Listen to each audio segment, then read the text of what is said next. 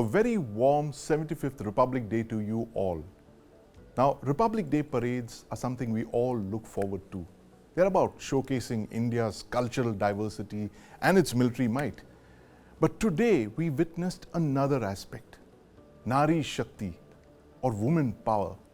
Women have been part of all Republic Day parades, but for the first time, we saw tri-services women marching contingents, 100 women artists playing Indian musical instruments, a tri-services marching contingent of 144 women, a first ever all-woman contingent of Armed Forces Medical Services, all-women marching contingents of the Central Armed Police Forces, tableaus highlighting Naari Shakti, and a fly past with women pilots in military jets. We're talking about women of the Republic today, and we have a distinguished panel of women who've excelled in their respective fields.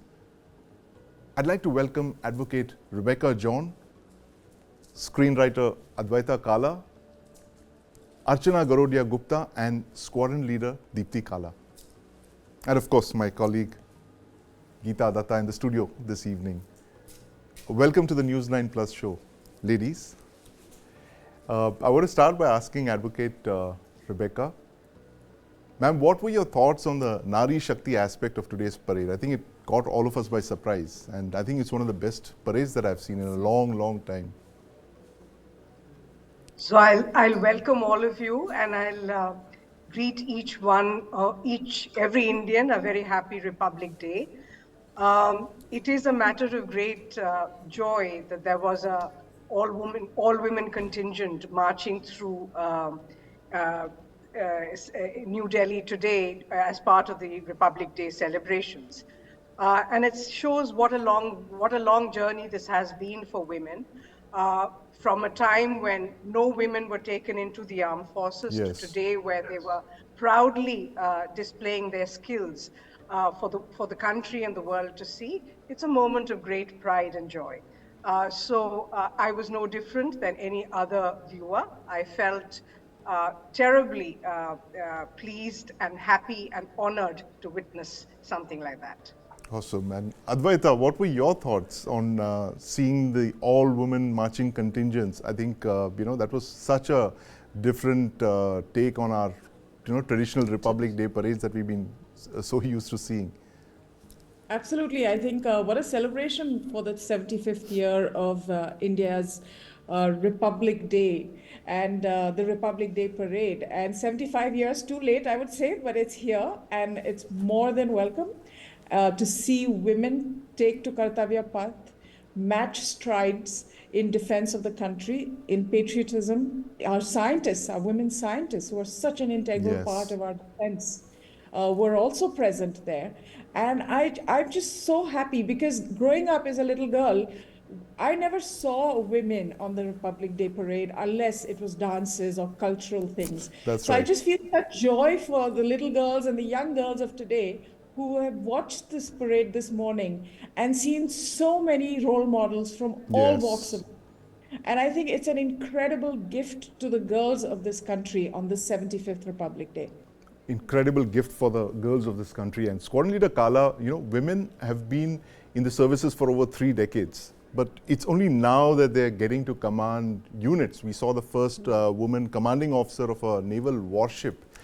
What's the road ahead, you think? I mean, what's your takeaway from the parade firstly, and what do you think, what more needs to be done to encourage women to join the armed forces? So, Sandeep, first of all, Happy Republic Day. And I would like to add something very interesting today to your conversation, that I am an alumni of 26th January parade. So I was part of the first all-women contingent tri-services in 2015. And it's been 9 years then. Now, I'll tell you the real difference. So when that happened, the entire country was talking about it because it was the only contingent, all the 3 services had their women contingent. Right. But today, But today, now the Ahvan happened with all the women. And Right. then one by one, every contingent was most of the contingent were of Right. women. So Yes. earlier we had to wait, when the women contingent is going to come. But today, it was extremely special to me because now I did not have to wait. I Right. knew that the Nari Shakti is there all around. So Right. yeah, I'm extremely, extremely happy with the progress that we have made. And I really hope that it continues. Coming to your second question, that what do we see, in future? We have come a long way. It has taken time, but we give the due respect to, the kind of evolution we people have had as a country. But then, if we have come this far, I'm sure we have a very bright future to see. Now, we have seen today morning SCON leader Shivangi in the Rafale, Yes. and of course the first warship is being commanded now. So I see that there will be a day when we won't be even talking about whether it's a man or woman. Right. I have that kind of vision that we are so equal in our responsibilities that it naturally feels that it's the way to live. Right. It'll actually come down to that, Geeta, one of these days. Yes. Like Ma'am Squadron Leader Kala was saying that, you had to wait at some point for the women marching contingent, and now it's like, it's literally 50% of the parades today were all of women, women, and yes. it's a remarkable achievement, and I just hope it continues. But Archana, I want to come to you. What's your takeaway from the Naari Shakti parades that we saw today? How tough is it for women in the business field, really? Because we hear that women are not considered good with money or with business, and we've seen how poorly represented women are in the boards of the Nifty 50. What are your thoughts on this? I think, as Squadron Leader Kala said, it has been a long journey. We have been, over the centuries, literally, I can say over the last 100 years, women have been participating to a greater extent in business and in public life, in all sorts of professions. And we see this.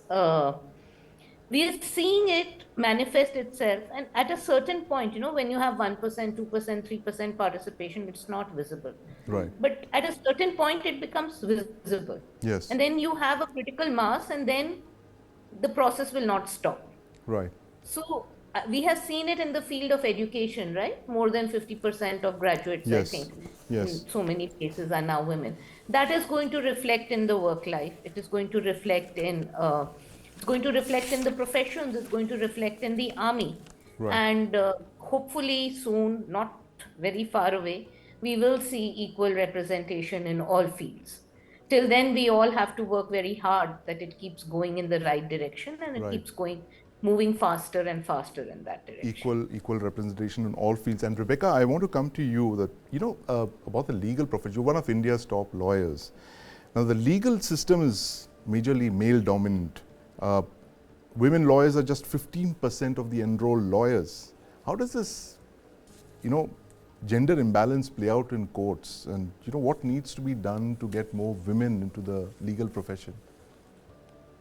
Well, from the time I joined the bar in 1988 till today, there's been a large change, a huge shift. When Right. I joined in 88, particularly on the criminal side, which was the side I chose to practice in, I was the only woman lawyer. Right. And so there was a great degree of awkwardness before I appeared in court because everybody looked at you, judges stared at you, your co-counsel stared at you, and it was felt that and particularly the criminal side was not the area where women should practice. Yes. Women, even if they were practicing at that time, they were Right. practicing family law and more traditional aspects of the law. So in that sense, I did see the pushback in 88.